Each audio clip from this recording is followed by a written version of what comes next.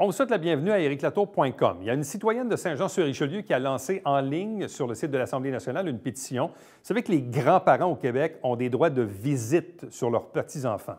Mais est-ce que la loi est trop permissive, trop large, quelques zones grises? Bref, elle veut un peu rectifier le tir en modifiant un article du Code civil. Mais d'abord, parlons de l'APIC-assiette, des repas santé, cuisinés, du prêt-à-manger. Ils ont maintenant pignon sur rue dans le secteur Iberville. On peut commander sur Internet ou même aller faire un tour. Bref, on en discute à l'instant avec les deux copropriétaires.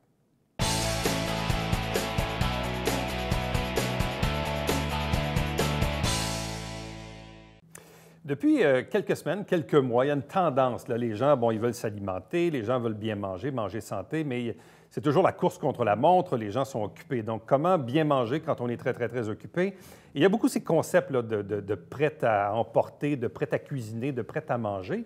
Mais la bonne nouvelle, c'est qu'ici, localement, on a des entreprises qui se spécialisent dans ce domaine-là. Et c'est le cas de l'APIC-assiette qui existe et d'ailleurs qui a pignon sur rue à Iberville depuis un peu plus de 6 mois maintenant. Bref, on en parle avec nos deux invités. D'abord, Marie-Noëlle Langevin. Bonsoir à vous. Bonsoir. Accompagnée de Julie Paquette. Bonsoir et bienvenue. Merci, bonsoir.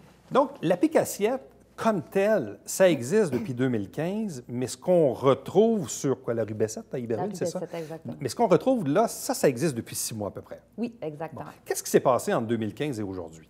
En fait, initialement, l'APIC-assiette, c'était une entreprise individuelle. C'était que moi, dans mon petit local, avec un petit groupe de clients qui étaient de mon entourage initialement, qui ensuite s'est propagé puisque je me suis ouvert, l'APIC-assiette s'est ouvert une page Facebook. Ouais. C'était seulement sur Facebook, c'est-à-dire qu'à chaque semaine, un menu était publié lundi. Les gens avaient toute la semaine pour commander. Puis après ça, les commandes s'étaient terminées. Moi, je cuisinais le lundi, puis j'allais livrer le lundi et le mardi aux gens qui avaient commandé. Fait que c'était moi avec un four, un lave-vaisselle, puis des parents qui venaient m'aider à... Mais c'était quand même avant-gardiste, parce que là, je regarde beaucoup la tendance de l'industrie en ce moment, là, que c'est un peu commercialisé, il faut le dire, mais en 2015, c'était quand même avant-gardiste, non? Bien oui, sauf qu'il y a toujours une demande pour ça, mais il n'y avait personne qui offrait ce service-là. Moi, initialement, là, c'est mon entourage. Moi, j'ai toujours aimé cuisiner. D'emblée, là, j'ai aimé recevoir, j'étais une maman à la maison, fait que mes gros projets du mois, c'était je reçois la semaine prochaine pour 12 personnes, puis je décore, puis je fais un set service. J'étais rendue dans l'accord, mais 20, parce que j'aime manger. Je suis une grande épicurienne. Donc, c'est pour ça que j'ai commencé à cuisiner pour tout l'entourage. Puis après, en me mettant sur Facebook, bien, l'entourage de mon entourage... C'est ça, là, ça a grossi. Oui. Là. Fait que ça a pris à peine 1 an, puis j'ai dû dire, bien, je garde ma clientèle actuelle, puis je ne peux pas prendre plus de clients. OK. Mais j'ai gardé la page de l'APIC-assiette active quand même. Je mettais des trucs sur l'alimentation, des photos, des reportages. Et ça m'a toujours beaucoup fasciné, l'alimentation. Et à quel moment ça s'est transformé au point d'avoir pignon sur rue à Iberville, l'arrivée de Julie aussi? Ouais. Donc, bien, ça, c'est arrivé comment? Je me cherchais une associée, puis j'ai rencontré Julie parce que c'était la traiteur à l'école de ma fille. Wow. Ma fille qui était très, très difficile, qui l'est encore un peu, mais moindrement, puisque maintenant que je travaille avec Mme Julie, je dis toujours que c'est Mme Julie qui a fait... Je dis Mme Julie parce qu'à l'école, c'était la traiteur et c'était Mme Julie. Ça passe mieux, finalement. Oui. Okay. Et puis, je savais qu'elle voulait se partir quelque chose aussi, pas parce qu'elle n'aimait pas son emploi, mais ça avait toujours été un rêve. Est-ce que je me trompe? Oui, oui. Puis en même temps, de partir ça seule, ça me faisait un peu peur. Puis là, on s'est rencontrés via l'école. On s'est croisés plusieurs fois, puis on s'est parlé, puis on devrait aller prendre un café. Puis de fil en aiguille, Julie a donné sa démission à l'école. Et puis là, bien, on a commencé à travailler sur le projet de s'associer. Et comment ça a été, ça, les premiers balbutiements du projet, vos rencontres? Parce que vous ne connaissiez pas tant que ça avant, nécessairement. Non? Donc, vous avez appris à vous découvrir, j'imagine, à vous connaître. Oui, bien, j'ai commencé à prendre ces repas. Ouais. Parce que moi, je cherchais une place pour avoir des repas sains, santé, avec beaucoup de légumes. Puis moi, j'ai des intolérances aussi au gluten, produits laitiers. Puis c'est difficile de trouver des repas adéquats. Puis Marie-Noëlle, moi, je faisais à manger à l'école, puis on n'a pas le temps de se faire à manger.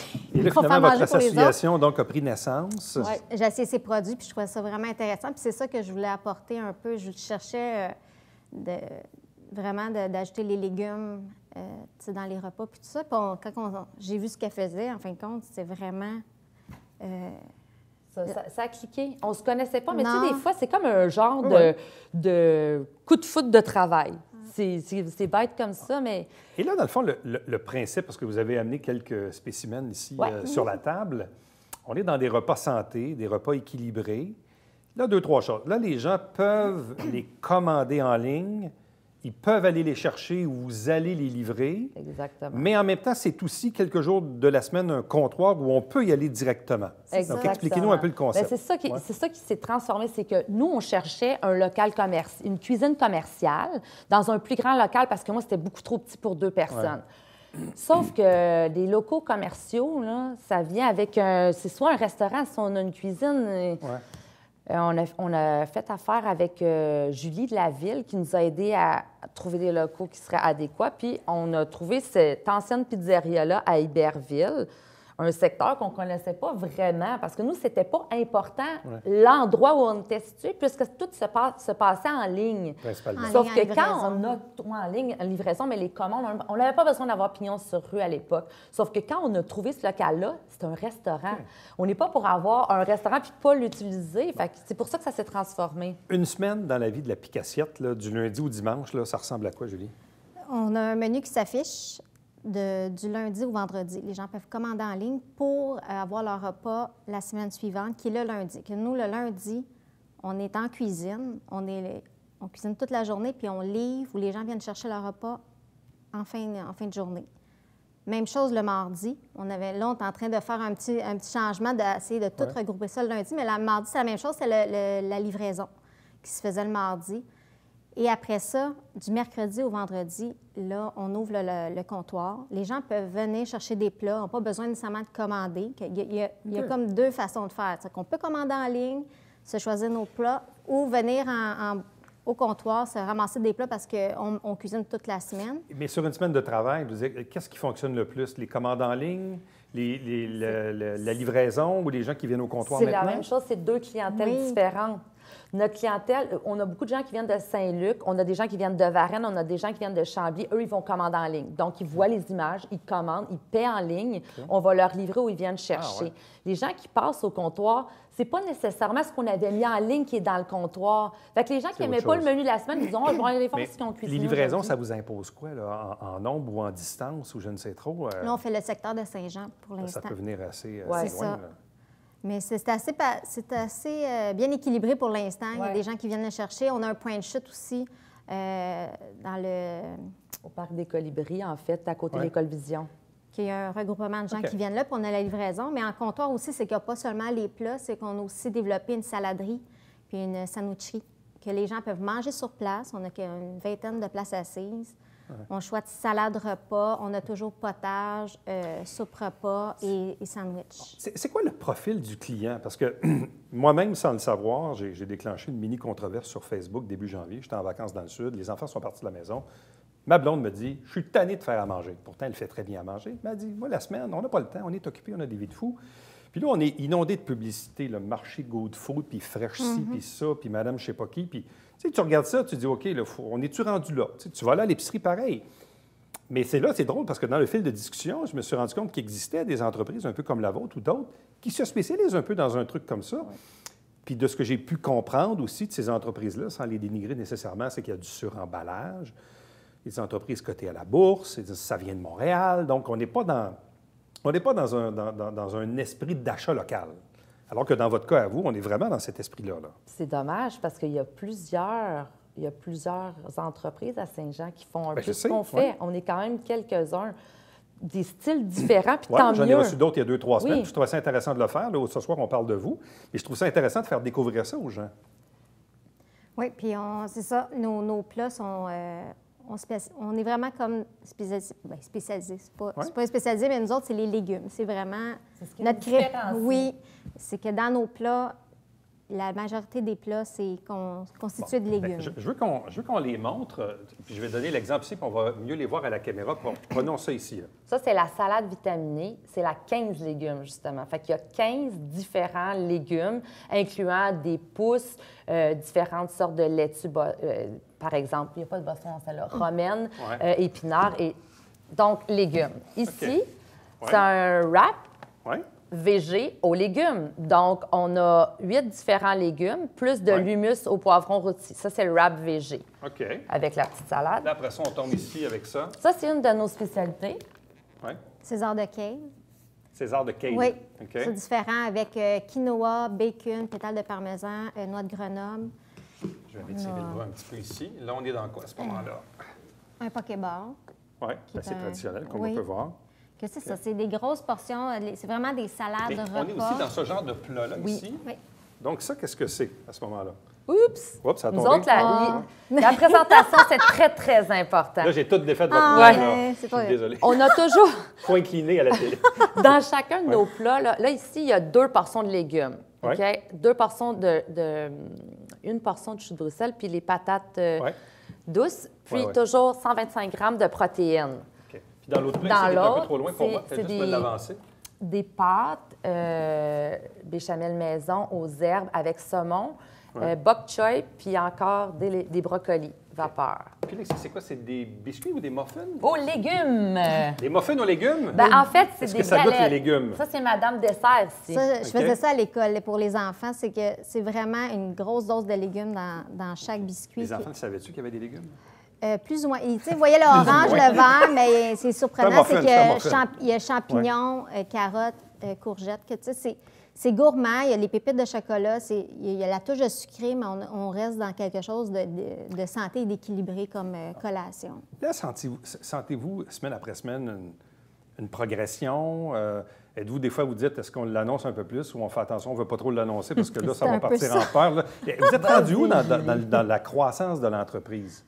Mais c'est ça. Pour l'instant, on n'avait pas fait encore de publicité à part sur Facebook, qui est quand même une bonne façon de faire. Là, mais c'est vraiment du bouche à oreille. Puis on y va à petite dose parce que là, on est en train de bâtir l'équipe. On était 2. Là, on est rendu là, avec 3 autres employés à temps partiel. Puis on a un autre qui là, on y va graduellement. Vous êtes là. Mais vous sentez semaine après semaine que ça monte? Oui. Oui, c'est intéressant. Oui. On a des nouveaux clients chaque semaine, autant en ligne qu'au comptoir. On a des clients, ça fait longtemps qu'ils passent devant, ils ne sont pas sûrs, puis ils rentrent. Fait que oui, on est en pleine gestion de croissance. Puis, tu sais, souvent, la dernière question, parce que les gens vont dire, OK, on peut faire l'épicerie, on peut cuisiner soi-même, encore faut-il avoir le temps et le talent de le faire. Mais le rapport qualité-prix, je ne sais pas, moi, une salade comme ça ici, là, ça vaut combien? Avec l'ajout de protéines. Parce qu'on peut acheter la salade toujours sans protéines ou avec. C'est toujours à notre choix. Celui-là ici est 11,99. Okay. Mais c'est vraiment... Est-ce que fait que les plats peuvent jouer de quoi à quoi? Ça joue de... Dans le VG, c'est 9,99. C'est de 9,99 à 13,99. On est là-dedans. VG, poulet, poisson, crevette. On achète plusieurs. Est-ce qu'il y a des forfaits particuliers? Ou... On n'est pas dans... non, on n'est pas là-dedans. C'est pas genre, j'achète une boîte pour la semaine ou non? Non.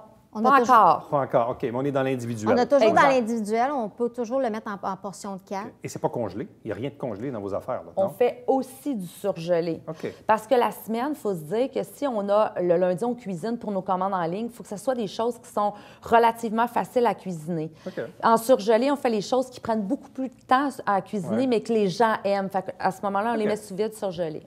C'est fort intéressant. Merci beaucoup. Puis on vous souhaite la meilleure des chances avec la Picassiette. Merci beaucoup. Merci. Gentil, merci. Restez avec nous puisqu'au retour, dans quelques instants à l'émission, on vous revient avec une pétition qui est en ligne actuellement.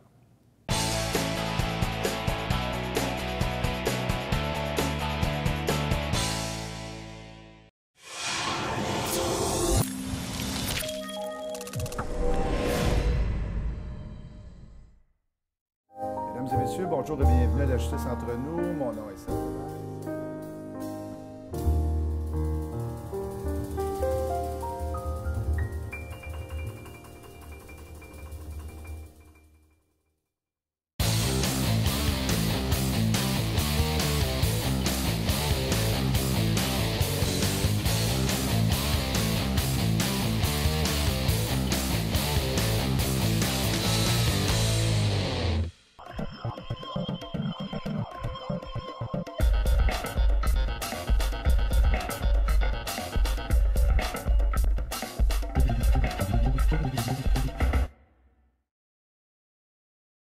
Mesdames et messieurs, bon matin et bienvenue à votre télébingo sur les ondes de télévision du Haut-Richelieu.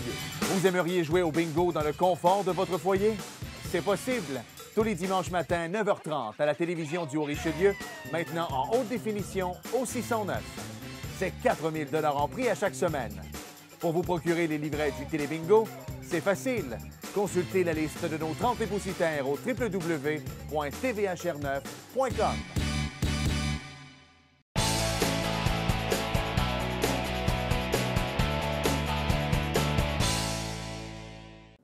Dans notre société, quand on veut faire changer les choses, il faut parfois utiliser le fameux véhicule de la pétition. Et aujourd'hui, on est à l'ère un peu plus numérique. Donc, parfois, les gens utilisent la formule des pétitions de l'Assemblée nationale, ce qui est plus facile, ce qui est électronique. Dans ce cas-ci, c'est une citoyenne de Saint-Jean-sur-Richelieu qui désire faire changer, modifier en fait l'article 616 du Code civil du Québec relativement aux relations entre les enfants et les grands-parents. On sait que évidemment, on peut, les parents ont des droits, mais les grands-parents ont également des droits de visite parfois lorsqu'il y a des séparations des enfants et donc de leurs petits-enfants qui sont impliqués. Mais bref, tout n'est peut-être pas rose et beau et incroyable. Bref, on va en discuter immédiatement avec notre invitée, Mme Isabelle Desmarchais. Bonsoir et bienvenue. Merci. Expliquez-nous un peu la raison qui vous a motivé à lancer ce projet de pétition. En fait, j'ai été rejointe par une autre famille qui vivait aussi, qui était victime de la loi, vous avez dit 616, mais c'est 611. Le 611, oui, pardon. Oui. C'est pas grave. Oui. Et puis, en écrivant sur des sites, elle a vu mon nom et puis elle a vu qu'on vivait une situation semblable. Donc, avec Facebook, elle a pu communiquer avec moi. Puis là, on s'est parlé au téléphone.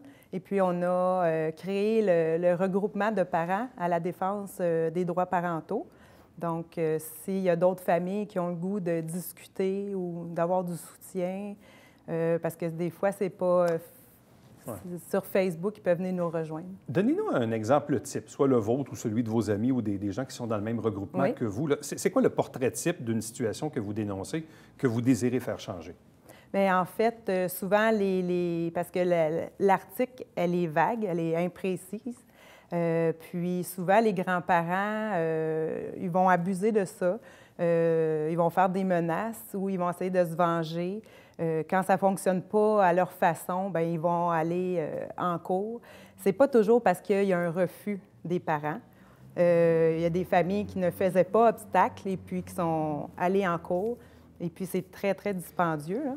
Okay. Mais selon vous, jusqu'où les droits de visite des grands-parents devraient s'arrêter? Parce que je me mets dans la position, je ne sais pas moi, disons que mon garçon ou mes filles, ultimement, se séparent, puis là, je suis bien peiné de ça, parce que je me dis, je vais moins voir mes petits-enfants que je les voyais auparavant.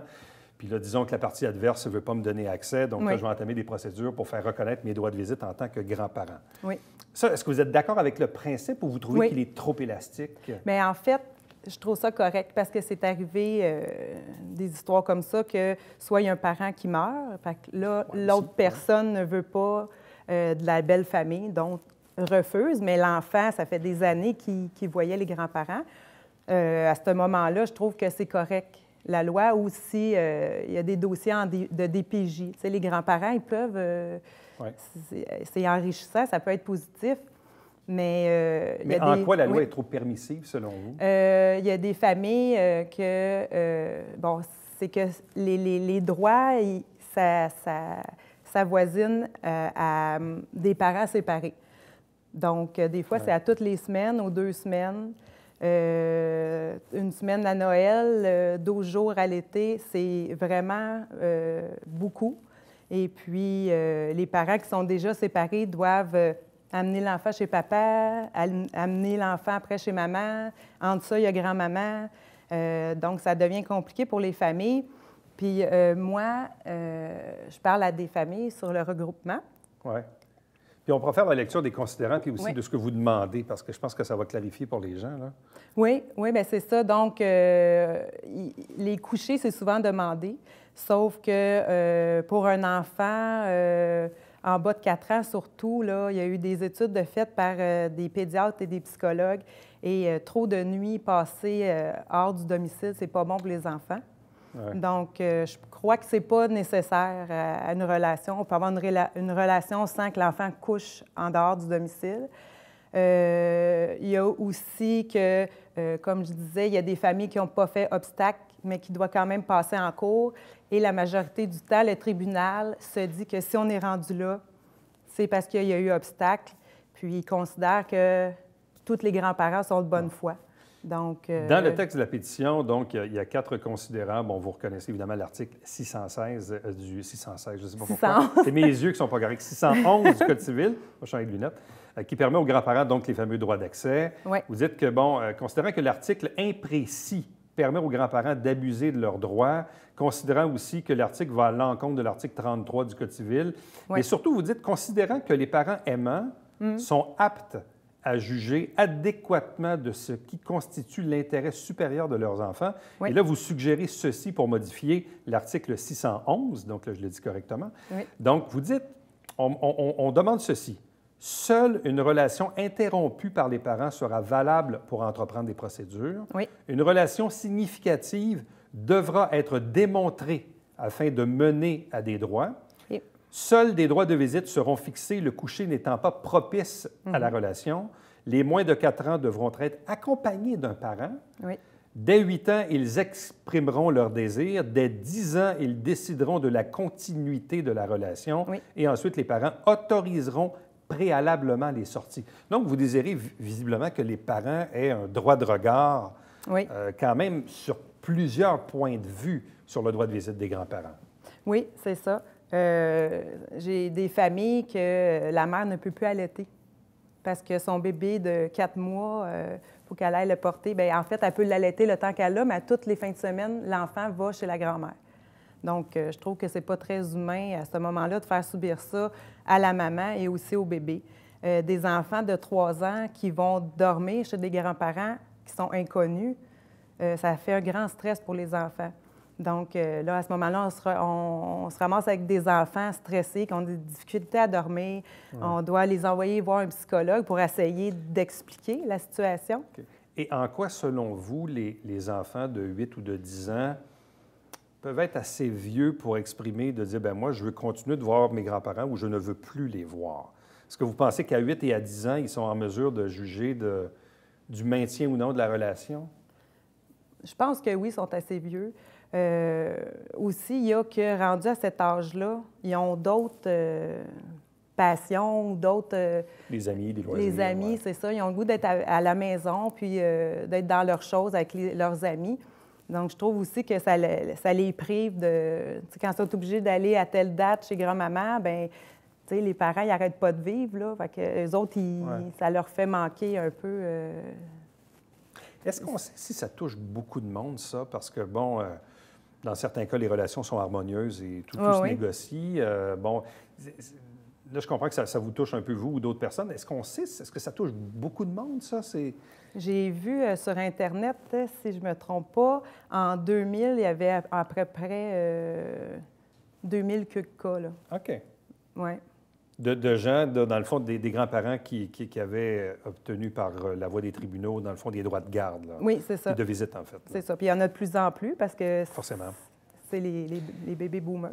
Est-ce qu'on sait, puis moi-même, je n'ai pas fait la vérification, là, je vous lance la question, mais peut-être que vous n'avez pas la réponse, mais ailleurs au Canada, est-ce qu'on est aux prises un peu avec une réglementation similaire? C'est seulement au Québec qu'on a ça.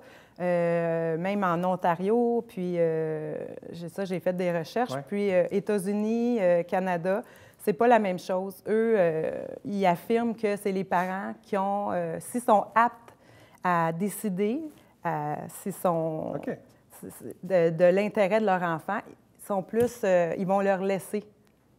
J'ai lu ça, la Cour suprême des États-Unis. Alors qu'au Québec, il y a visiblement un article dans le Code civil qui donne quand même de l'interprétation puis de la largesse pour les grands-parents. Là. Oui, c'est ça. En fait, les parents, ils n'ont aucun droit là-dedans. Là. Okay. Ils n'ont aucun avantage. Bon, là, évidemment, comme votre pétition est en ligne sur le site de l'Assemblée nationale, oui. Vous avez un peu comme m'a fait le député de Saint-Jean, Louis Lemieux, oui. parce qu'on doit passer par un député là, pour oui, utiliser cette plateforme-là. Est-ce que lui-même était réceptif un peu à votre demande? Ou... Bien, en fait, c'était la première fois qu'il y avait une demande de ce genre-là. Il a fait ses recherches de son côté, puis il n'a pas parlé personnellement ni pour ni son, contre, mais bref, il son vous a permis opinion, de, mais oui, ouais. c'est ça. C'est ça. On m'avait dit que s'il n'était pas d'accord, il avait le droit de refuser. Puis il a accepté. Bon, là, la pétition a été mise en ligne aux alentours du 8 mars. Oui, c'est ça. Elle est en ligne sur le site de l'Assemblée nationale jusqu'au 5 avril. Oui. Au moment de préparer l'entrevue, mais là, évidemment, l'entrevue est diffusée mardi prochain. Donc, vous aviez déjà 176 signataires. Peut-être que mardi prochain, vous allez en avoir peut-être 200. Oui. Aviez-vous un objectif, 500, 2000, je ne sais pas? Non, c'est pas le nombre qui compte, en fait.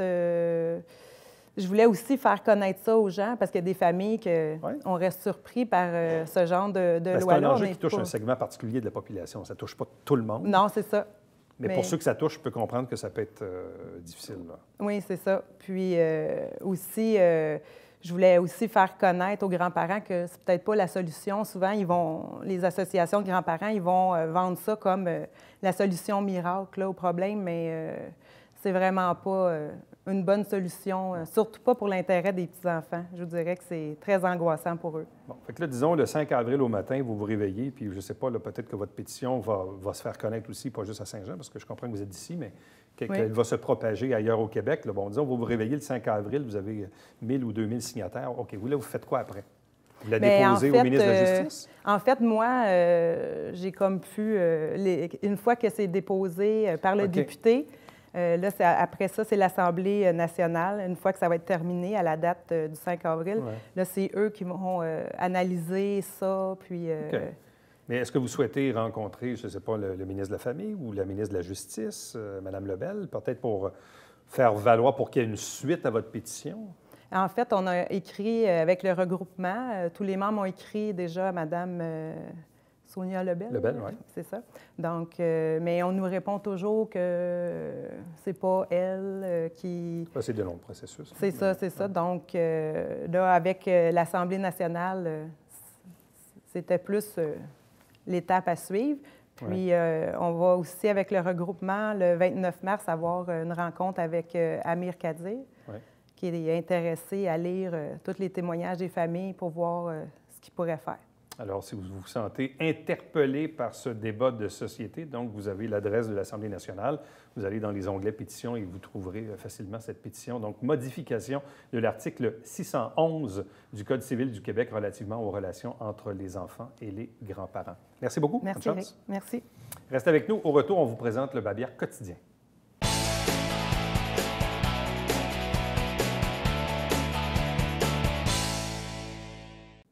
L'AQDR organise le lundi 8 avril un dîner-conférence pour connaître les différents services de mobilette dans la région. L'AQDR, c'est l'Association québécoise de défense des droits des retraités et des pré-retraités du Québec, secteur Haut-Richelieu. Chaque semaine, des extraits des travaux du Conseil de ville avec l'émission Saint-Jean-sur-Richelieu, chaque dimanche matin, 9h30 en direct. 4 000 $ en prix, 30 dépositaires, c'est bien sûr notre télé-bingo. Prochain rendez-vous, nous, c'est demain. Bye-bye.